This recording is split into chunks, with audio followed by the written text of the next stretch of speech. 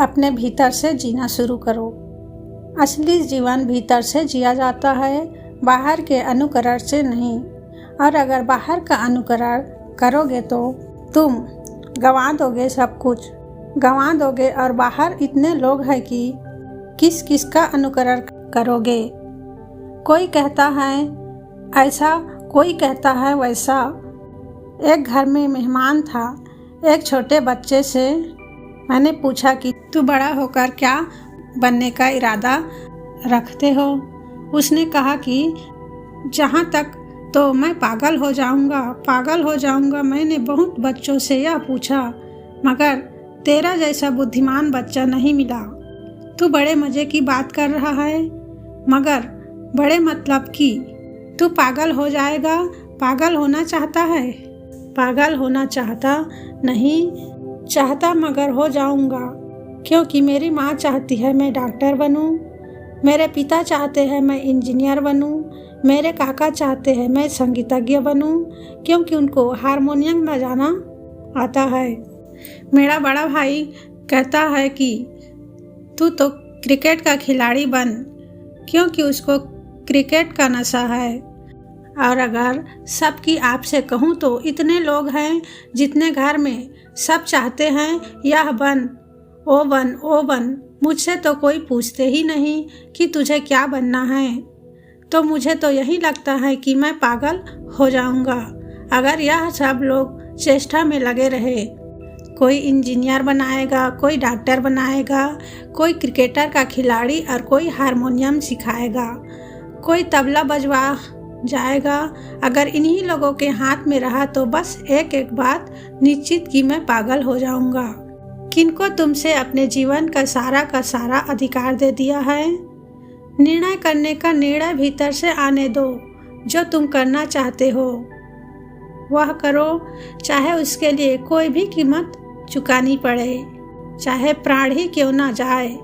तो भी जाते वक्त प्राणों में कम से कम एक तो संतोष होगा कि मैं जो करना चाहता था वह किया। मैंने अपने को बेचा नहीं, अपनी आत्मा को बाजार में रखा नहीं, मैंने समझौते नहीं किए। मैं मर रहा हूँ, लेकिन वही करते मर रहा हूँ जो मैं करना चाहता था। तुम्हारे प्राणों में वैसा ही संतोष होगा जैसे सुकरात को रहा होगा। जहर पीते वक्त जैसा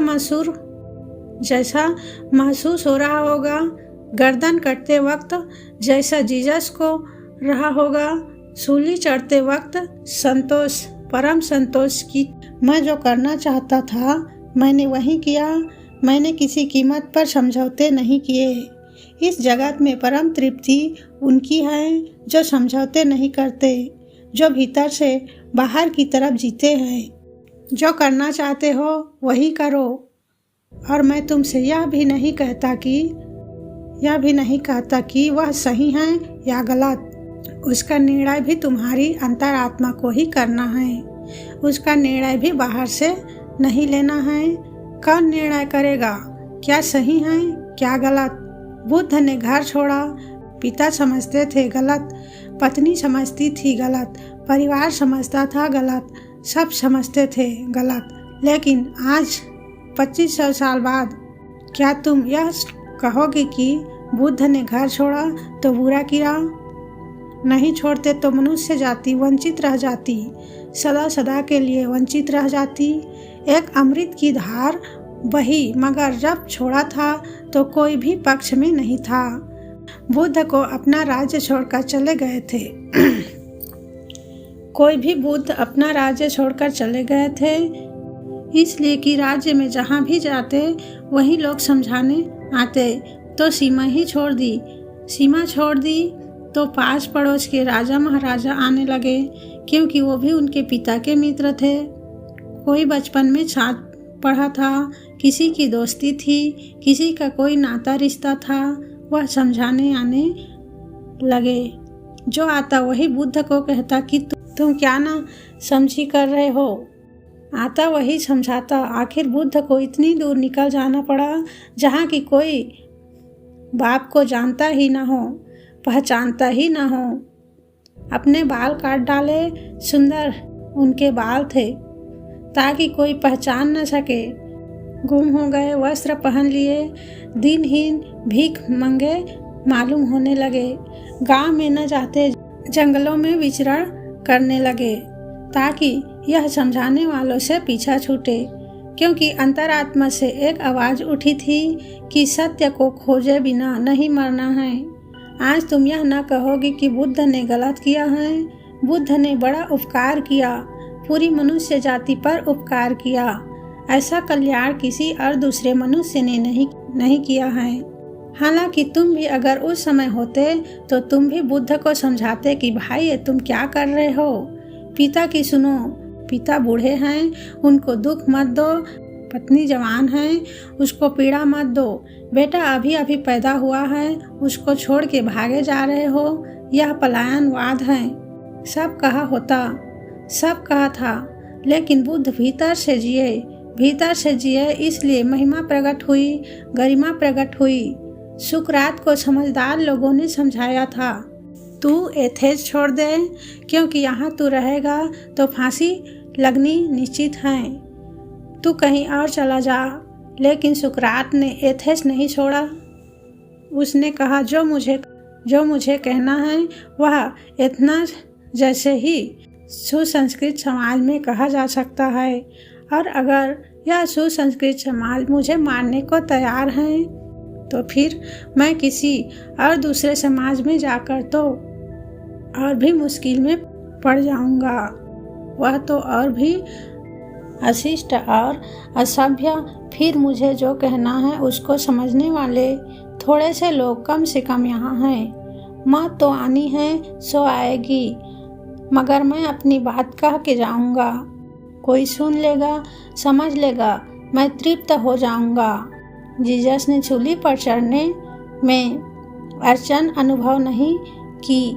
जब भी कोई व्यक्ति अपने ढंग से जीता है, अपनी शैली से जीता है, अपनी मौत से जीता है, तो मौत दो कौड़ी की होती। वह जानता है उसने जिया है, इस ढंग से जिया है, इतनी परिपूर्णता से जिया है कि इस परिपूर्ण जीवन का कोई अंत नहीं हो सकता। मौत आएगी और चली जाएगी, मैं रहूंगा। लोग क्या कहेंगे? लोग है कौन? लोग यानी कौन? इनका मूल्य क्या है? इनकी खुद की आत्मबल ताली पीट के तुम्हारा स्वागत करे।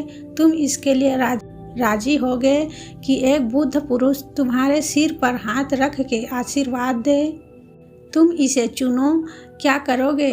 संख्या गिनो, 1000 मूढ़ों की अगर संख्या से जियोगे तो चुकोगे, बुरी तरह चुकोगे। जानने वाले एक आदमी की आंख का इशारा भी बहुत है। न जानने वाले लोगों के फूलों के हार भी किसी काम के नहीं। और जरा संभल के चलना, क्योंकि जो फूल के हार पहना रहे हैं उन्हें कुछ पता नहीं। एक धुन है, आज फूलों के हार पहना रहे हैं, कल वही जूतों के हार लेकर आ जाएंगे। वही के वही लोग, उनके बदलने में देर नहीं लगती। वे हैं ही नहीं। उन कोई आत्मा है, उनकी कोई स्थिरता है। आज सम्मान देते हैं, कल गाली देने लगते हैं, फिर सम्मान देने लगते हैं। उनकी बातों का कोई भी मूल्य नहीं। और तुम जानते हो दुनिया में अलग अलग ढंग के समाज हैं और अलग अलग बातों को सम्मान मिलता है। अफ्रीका में एक कौम जिसमें महात्मा अपने आधे बाल काटता, सिर्फ सामने के आधे बाल काट लेता, तो त्यागी। अभी तुम्हारे यहाँ कोई काटेगा तो तुम समझोगे क्या सर्कस आया है या क्या बात, लेकिन वहाँ वह समझा जाता। त्यागी। अफ्रीका में एक और दूसरा समाज है जिसमें स्त्रियां सुंदर समझी जाती है। अगर उनके ओठ बहुत चौड़े और बहुत बड़े हो तो होठों को बड़ा करने के लिए पत्थर लटका दे। होठों से बांध के भद्दे हो जाते होठ, मगर सौदा तो स्त्रियां राजी है वही करने को। इसमें सम्मान मिलता है, अहंकार की तृप्ति मिलती। लोग चेहरे गूद लेते हैं, गूद से बेहदे हो जाते। लेकिन अगर समाज में सम्मान मिलता तो लोग गुदवा को राजी पूरा शरीर गुद डालते। समाज जिस चीज को सम्मान देता वही लोग करने को राजी। चीन में हजारों साल तक स्त्रियां अपंग हालात में रही। छोटी सी बच्चियों के पैरों में लोहे के जूते पहना दिए जाते थे ताकि पैर बड़े न हो। पैर का छोटा होना कुलीनता का लक्षण था, सौंदर्य का लक्षण था। इतना छोटा कि जो सच में कुलीन स्त्रियां होती थी उनको 2 स्त्रियों का सहारा लेकर चलना पड़ता था, क्योंकि पैर इतने सुकड़ रह जाते, बड़े नहीं होते तो इतने बड़े शरीर को कैसे संभालेंगे। पूरा शरीर तो बड़ा हो जाता और पैर रह जाते बहुत छोटे, लेकिन स्त्रियां इसको सहने को राजी थी, क्योंकि उनके पैरों की चौड़ाई प्रशंसा लाती थी। यूरोप में स्त्रियां बड़े ऊंचे एड़ी के जूते पहनती। उतने ऊंचे एड़ी के जूते पहन के चलना सुविधापूर्ण नहीं। जरा चल कर देखो तो पता चलेगा। जरा कोशिश करना, चारों खाने चित गिरोगे। मगर उसका अभ्यास कर लेती। जितनी ऊंची एड़ी उतना सौंदर्य समझा जाता है, तो उसको भी करने को तैयार है। जैसे स्त्रियां सौंदर्य के लिए कुछ भी करने को तैयार, होठों पर रंग पोते हुए भद्दे रंग, बेहदे रंग, और जब दूसरों से लोग सीखते तो और भी भद्दापन और भी बेहुदापन हो जाता। और कल मैं पढ़ रहा था, कहीं एक आदमी ने मुल्ला नसरुद्दीन से पूछा कि अगर तुम अपनी पत्नी को सताना चाहो तो सबसे बड़ी तरकीब क्या होगी। उसने कहा, बड़ी तरकीब यह होगी कि 500 नई साड़ी खरीद लाओ, कमरे में रख दो और दर्पण हटा लो, बस पगला जाएगी। एकदम दर्पण तो चाहिए ही चाहिए, और जितनी ज़्यादा साड़ी हो उतना दर्पण साफ चाहिए, क्योंकि दर्पण में देख देख के तय करना है कौन सी लोगों को रचेगी, कौन सी लोगों को जचेगी। कि तुम्हारी अंतरवाणी होनी चाहिए, कोई और नहीं, क्योंकि तुम्हारी अंतरवाणी से ही परमात्मा तुम्हें सूचनाएं देता है। तुम्हारा असली सद्गुरु तुम्हारे भीतर बैठा हुआ है। लेकिन बड़ी कठिनाई है अहंकार छोड़ने में, और बड़ी कठिनाई है प्रतिष्ठा सम्मान छोड़ने। सब सपने हैं झूठे, लेकिन बड़ी कठिनाई सपने भी छोड़ने में बड़ी कठिनाई होती है। मैं जानता हूँ क्यों होती कठिनाई, क्योंकि सपनों के अतिरिक्त तुम्हारे पास कुछ और नहीं। सपने ही सपने छोड़ने में डर लगता है कि छोड़ा सपने भी छूट गए तो फिर बिल्कुल रिक्त हो जाऊंगा। ना कुछ से तो कुछ भला, ऐसी हमारी तर्क सरड़ी सपना ही भला। कम से कम भरे तो रहते हैं, कम से कम व्यस्त तो रहते हैं। लेकिन मैं तुम्हें यह बात याद दिला दूं बार बार कि जो शून्य नहीं होगा सपनों से, वह परमात्मा से पूर्ण नहीं हो सकेगा। वह शर्त अपरिहार्य रूप से पूरी करनी पड़ती है। तुम्हें सपने छोड़ने ही पड़ेंगे। लोग क्या कहते हैं भूल ही जाना पड़ेगा। ना उनका सम्मान, ना उनका अपमान, ना उनकी प्रतिष्ठा। ऐसे जियो जैसे तुम अकेले हो पृथ्वी पर, और पहले मनुष्य हो, और तुमसे पहले कोई हुआ ही नहीं। तुम्हें कोई राह बताने वाला नहीं। तुम्हें अपने भीतर से ही अपना मार्ग खोजना है। तो धीरे धीरे तुम्हारे भीतर की धीमी धीमी आवाज़ सुनाई पड़नी शुरू हो जाएगी, और उस आवाज़ को मान के जो चल पड़ता है पहुंच जाता है। सपने छोड़ो ताकि सत्य पास को। सपने छोड़ने में कुछ भी नहीं छूट रहा है। सपने कुछ है ही नहीं। ना कुछ छूटेगा, सब कुछ मिलेगा। मगर अभी तो सब कुछ का कुछ पता नहीं है। अभी तो सपनों का ही सब कुछ मार रखा है। अगर कोई तुमसे कह देता आप कितने सज्जन, और चित्त बाग हो जाता, एकदम फूल खिल जाते। और कोई कह देता जरा अपनी शक्ल तो आईने में देखो, क्या गंदगी धोए फिर रहे हो।